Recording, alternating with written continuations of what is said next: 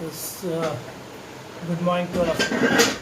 This is Amit sir, and our today's topic is Ohm's law.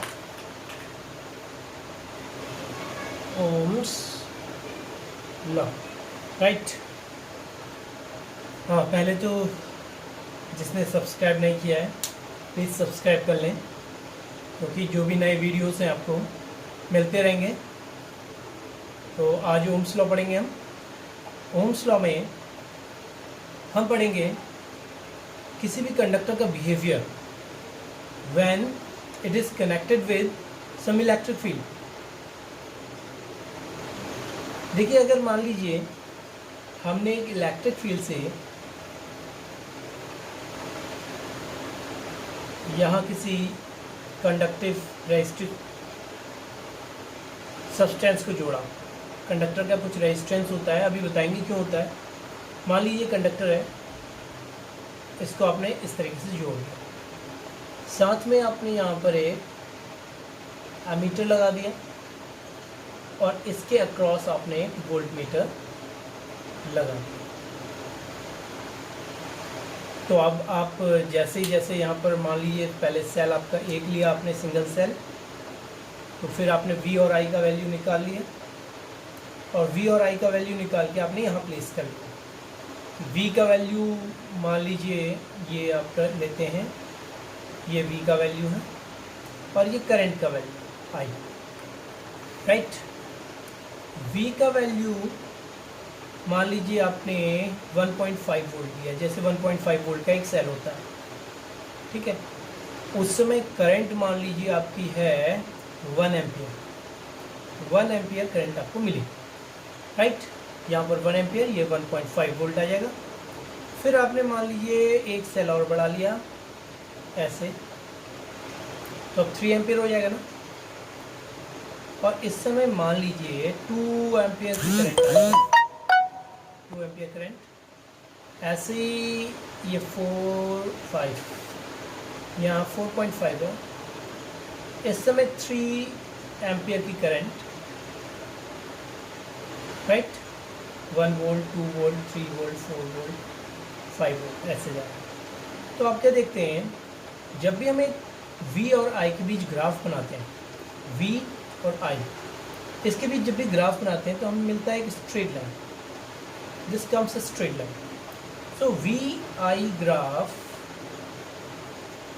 For conductor is a straight line,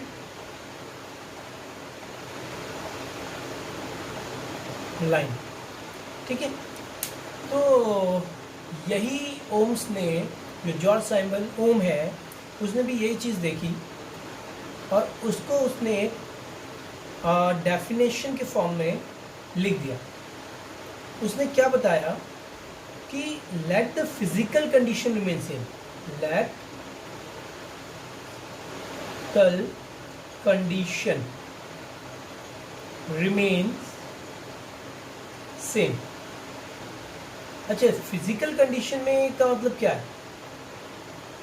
physical condition का मतलब है कि temperature remain same, जैसे कि आप ये रूम टेम्परेचर में कर रहे हैं मान लीजिए ये प्रोसेस को, फिर आपने इसे किसी हाई टेम्परेचर में करना शुरू किया, किसी ओवन के अंदर हो सकता है, फिर आपने कहीं बर्फ़ के या फ्रिज के अंदर ये प्रोसेस को करना शुरू किया, तो ये टेम्परेचर अलग अलग होगा, पर जब तक टेम्परेचर सेम रहेगा means physical condition remain same. बाकी और भी चीज़ें हैं फिजिकल कंडीशन में। वैसे जनरली आप प्रेशर, वॉल्यूम एंड टेम्परेचर ये चीज़ें लिया करते हैं। यहाँ हम क्योंकि एक सर्किट की बात कर रहे हैं तो यहाँ बेसिकली हम टेम्परेचर की बात करेंगे या फिर कोई स्ट्रेन वगैरह की बात करेंगे। मतलब वायर में कोई स्ट्रेन तो नहीं है, जितना स्ट्रेन होना चाहिए उतना ही है। इस तरीके से हम उस फिजिकल कंडीशन को सेम जब तक ले रहे हैं, तो V और I के बीच को जो ग्राफ बनेगा that would be a straight line, ठीक है। ये एक स्ट्रेट लाइन बनेगा। तो ओम्स ने यही बताया, late the physical condition remain same, current is directly proportional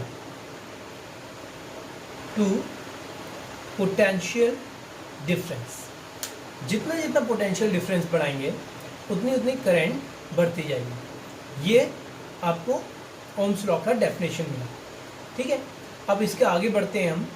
Ohm's law की डेफिनेशन के बाद हम ये देखेंगे कि ये जो रेजिस्टेंस जिसकी अभी हम बात कर रहे थे, तो ये रेजिस्टेंस हमें कहाँ से मिलता है, ये रेजिस्टेंस किस तरीके से आता है, हम ये देखेंगे। रेजिस्टेंस ऑफ ए कंडक्टर की बात करेंगे। ठीक है, तो रेजिस्टेंस ऑफ ए कंडक्टर जब हम बात करते हैं तो आपको पता ही होगा रेजिस्टेंस किस कारण आता है। Resistance of the conductor, resistance of conductor. ये कंडक्टर, इसको आपने एक बैटरी से जोड़ा या इलेक्ट्रिक फील्ड दिया, स्विच, राइट। अब आपको पता है कि एक कंडक्टर में क्या होते हैं, इलेक्ट्रॉन्स।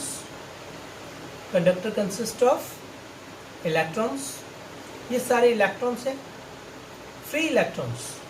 ठीक है, और इनका जब तक स्विच ऑफ रहेगा their direction is random. Random direction मतलब मैंने आपको थर्मल वेलोसिटी के बारे में बताया था जब मैं ड्रिफ्ट वेलोसिटी पढ़ा था कि किसी भी कंडक्टर में इलेक्ट्रॉन मूव करते रहते हैं। जो फ्री इलेक्ट्रॉन है, ऐसा नहीं है कि वो एटम में ऐसे ही चुपचाप बैठे हैं, नहीं, वो एक डायरेक्शन, कोई यहाँ घूम रहा है, कोई इस तरफ जा रहा है, कोई इस तरफ जा रहा है, तो कोई इस तरफ आ रहा है, ऐसे रैंडम डायरेक्शन में जाते रहते हैं। ये चुपचाप नहीं बैठेंगे।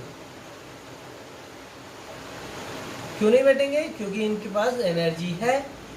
कहाँ से है? जो थर्मल इसको मिल रहा है, थर्मल मतलब हीट जो मिल रही है, चाहे वो रूम टेम्परेचर ही क्यों ना है, कम से कम हीट तो है।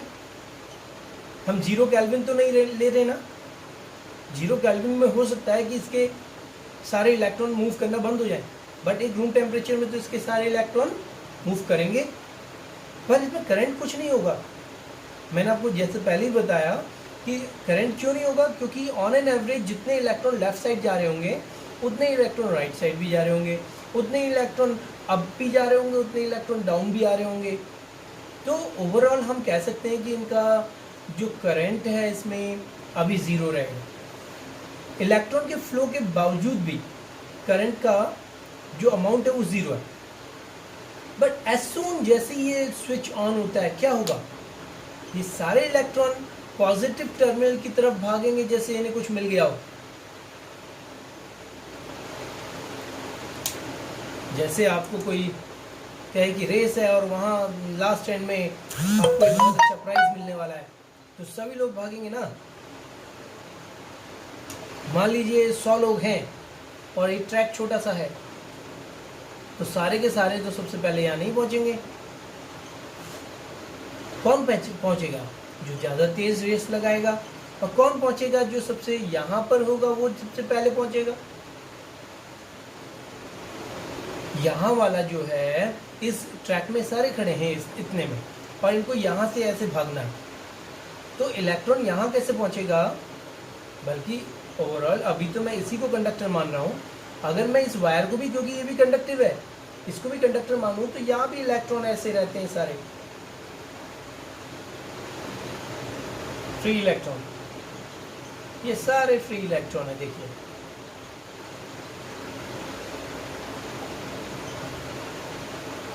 तो ये मूवमेंट चलता है। ड्रिफ्ट वेलोसिटी क्या है? बस थोड़ा सा ड्रिफ्ट मिलता है, ये वाला इलेक्ट्रॉन इस बैटरी के अंदर घुस गया और यहाँ से एक इलेक्ट्रॉन इसको मिला बैटरी के नेगेटिव टर्मिनल से, और ये यहाँ आ गया। तो ये प्रोसेस चलता रहेगा, चलता रहेगा। पर इसके दौरान जो ये इलेक्ट्रॉन है बीच में कंडक्टर में, ये आपस में टकराएंगे भी तो सही, क्योंकि इन्हें कुछ मिल गया है, जैसे कि ऐसे मूव कर रहे हैं ना, तो ये एक ही तरफ भागना शुरू कर देंगे, और एक ही तरफ भागते समय ये आपस में टकराने भी लगेंगे। ये टकराने लगेंगे आपस में, और टकराएंगे तो फ्लो का अपोज होगा या नहीं? बताइए, फ्लो का अपोज होगा या नहीं? इसी फ्लो के अपोज को रेजिस्टेंस कहते हैं। Resistance is the opposition to the flow of current. जो बता रहा हूं उसे सुन लीजिए, कुछ पढ़ने का और जरूरत नहीं है। आप इतना ही अगर समझ जाएंगे आपके बेसिक बहुत अच्छे से क्लियर हो जाएंगे। ओके, तो रेजिस्टेंस क्या है? अपोजिशन है फ्लो ऑफ करंट में। इसी को रेजिस्टेंस कह रहे हैं हम। जब ये इलेक्ट्रॉन आपस में टकरा जा रहे हैं, इसके फ्लो में अपोज हो रहा है, और इसी के फ्लो के अपोज को हम रेजिस्टेंस मान रहे हैं। Resistance is the opposition to the flow of current. Resistance को कैसे डिफाइन करेंगे? मैंने जब ओम्स लॉ बताया था current is directly proportional to potential difference. अब देखो, इसको उल्टा भी लिखा जा सकता है, potential difference is directly proportional to current.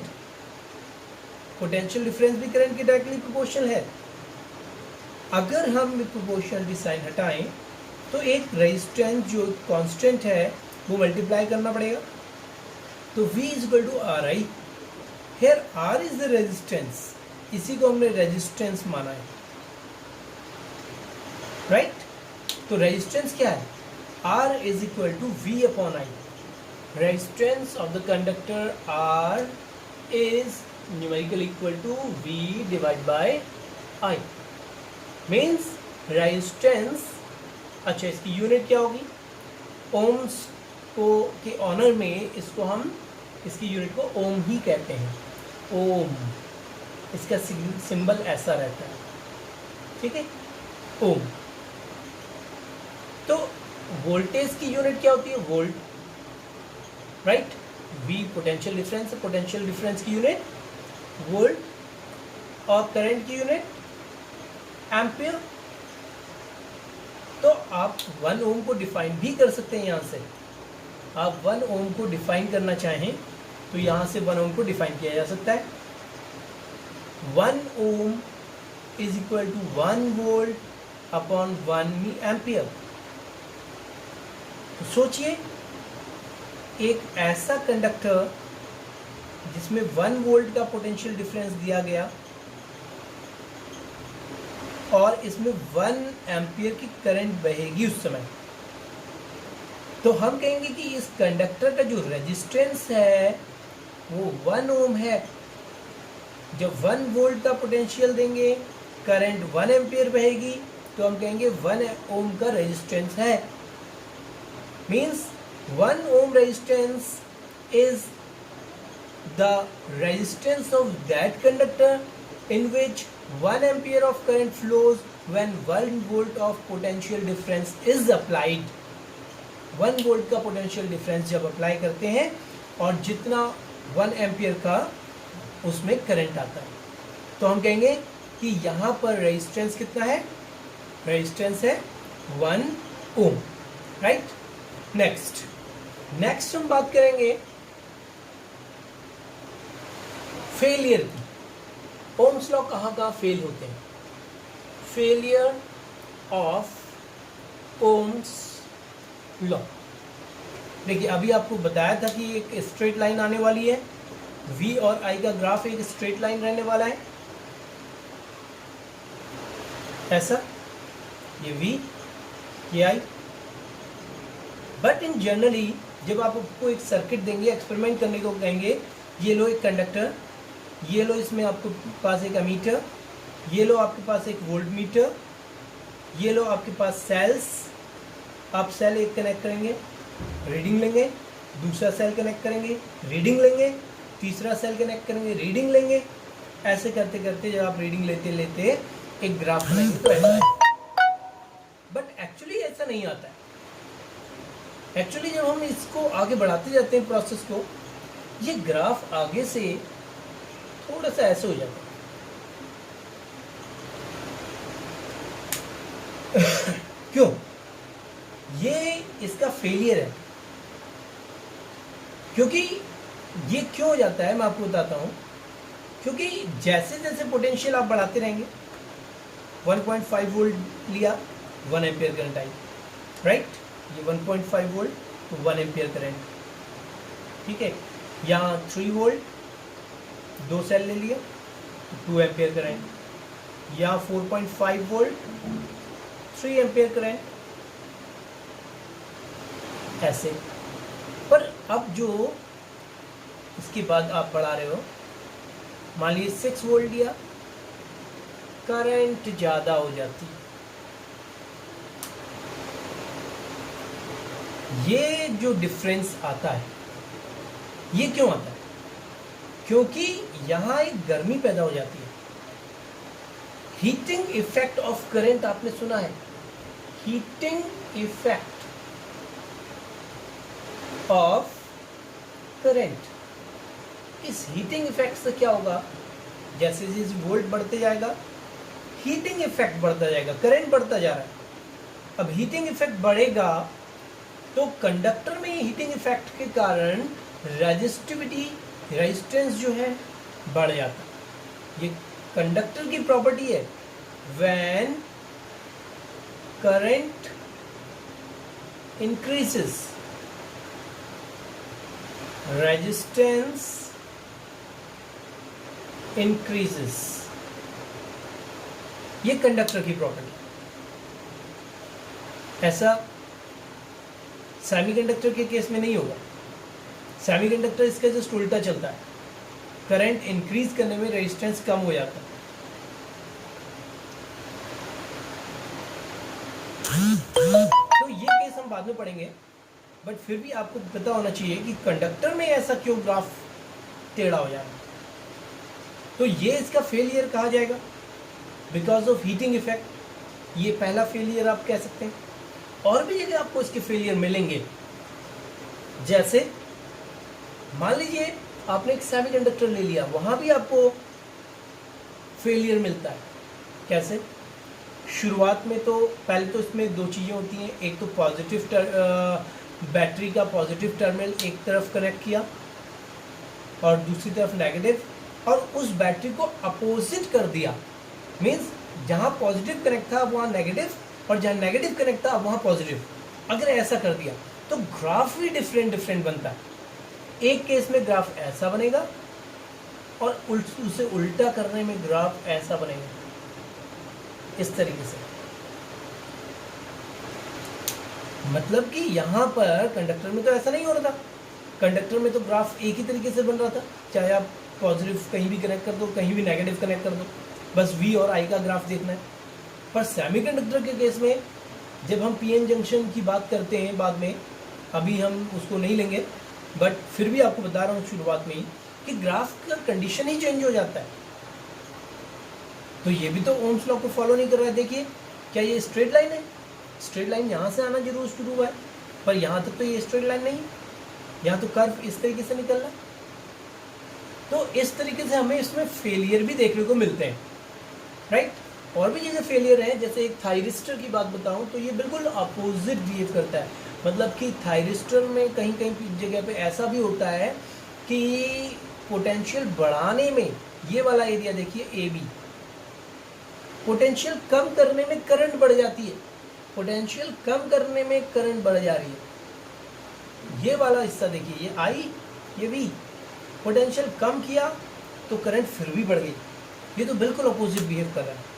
इसे कहते हैं थायरिस्टर। थायरिस्टर। तो ये केसेस हैं जहां पर आपको फेलियर देखने को मिलता है ओम्स लॉ का, राइट। एक और कॉन्सेप्ट है जिसे हम कहते हैं रेजिस्टिविटी। रेजिस्टेंस और रेजिस्टिविटी में डिफरेंस है। अब देखिए, अगर हम देखते हैं कि हमने एक कंडक्टर लिया, उसके साथ एक एमीटर कनेक्ट किया, एक वोल्टमीटर कनेक्ट किया, उसके साथ एक बैटरी आपकी कनेक्टेड है, राइट।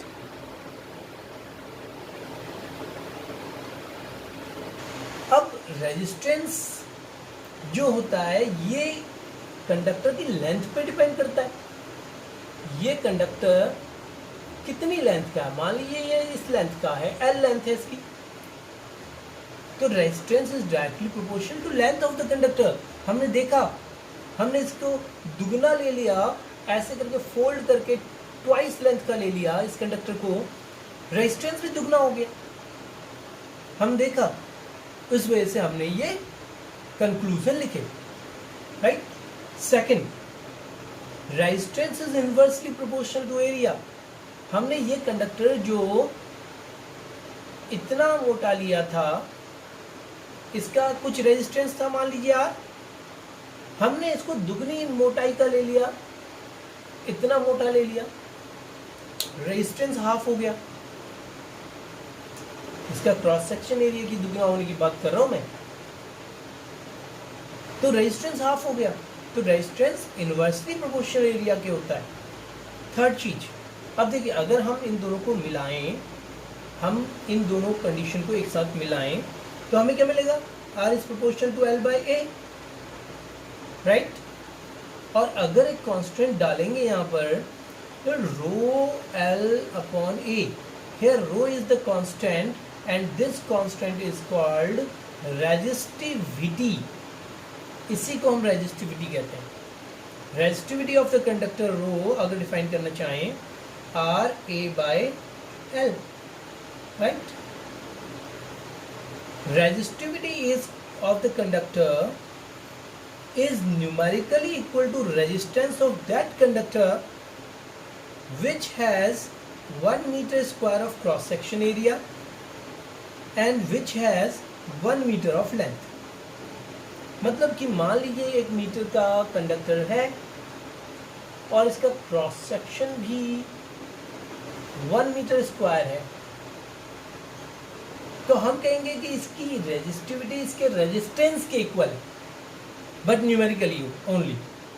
हम न्यूमेरिकल की बात कर रहे हैं, मैं ये नहीं कह रहा हूँ कि रेजिस्टिविटी और रेजिस्टेंस बिल्कुल इक्वल होते हैं, एक ही चीज़ होती है, ऐसा नहीं कह रहा हूँ। रेजिस्टिविटी की यूनिट अलग है, रेजिस्टेंस की यूनिट अलग है। बताइए रेजिस्टिविटी की यूनिट क्या है? रेजिस्टेंस की तो ओम है, तो रेजिस्टिविटी की unit rho equal to R A upon L upon L. Resistance की ओम, एरिया की मीटर स्क्वायर, लेंथ की मीटर, ये कटा, तो रेजिस्टिविटी की यूनिट कितनी हो गई? यूनिट ऑफ रेजिस्टिविटी, तो यूनिट ऑफ रेजिस्टिविटी आई ओम मीटर। क्या आई? Ohm metre. तो unit of resistivity is ohm metre, ठीक है। तो अब हम इसको भी डिफाइन कर सकते हैं चाहे तो, R A upon N. 1 ohm metre resistivity कब होगी बताइए? जब 1 ओम का रेजिस्टेंस होगा, जब 1 मीटर स्क्वायर का क्रॉस सेक्शन एरिया होगा, और जब 1 मीटर की लेंथ होगी। Getting? 1 ohm meter is the resistivity of that conductor which has resistance of 1 ohm, having area of cross section 1 meter square and length is 1 meter. ऐसे भी कहा जा सकता है, राइट। तो this is about the resistivity. और resistivity जो है नेचर ऑफ कंडक्टर पे डिपेंड करती है। रेजिस्टिविटी ऐसा नहीं कि रेजिस्टेंस बढ़ेगा तो रेजिस्टिविटी भी बढ़ जाएगी, ऐसा नहीं है। रेजिस्टिविटी बिल्कुल सेम रहेगी अगर मटेरियल जब तक ना बदलो। अगर मान लीजिए आपने लेंथ बदली, लेंथ को ट्वाइस किया 2L, राइट, तो यहाँ 2L करने पे आप क्या कहते हैं कि रेजिस्टिविटी बदल जाएगी? आपको लग रहा होगा कि 1/2 आ गया, हाफ हो जाएगी रेजिस्टिविटी। नहीं, बिल्कुल नहीं। क्यों? सोचिए, जब हमने लेंथ बढ़ाई थी तो रेजिस्टेंस भी तो बढ़ गया था, रेजिस्टेंस भी ट्वाइस हो गया था। 2 से 2 कटा, वापस रेजिस्टिविटी अपने पे आ गई, तो रेजिस्टिविटी तो चेंज नहीं हुई। मान लीजिए अब एरिया आपने दुगना कर दिया, एरिया को ट्वाइस कर दिया, क्या अब रेजिस्टिविटी बढ़ेगी या कम होगी? अभी भी नहीं बढ़ेगी। आपको लग रहा होगा कि ट्वाइस आ रहा है, बट नहीं, क्योंकि एरिया जैसे दुगना किया रेजिस्टेंस हाफ हो गया।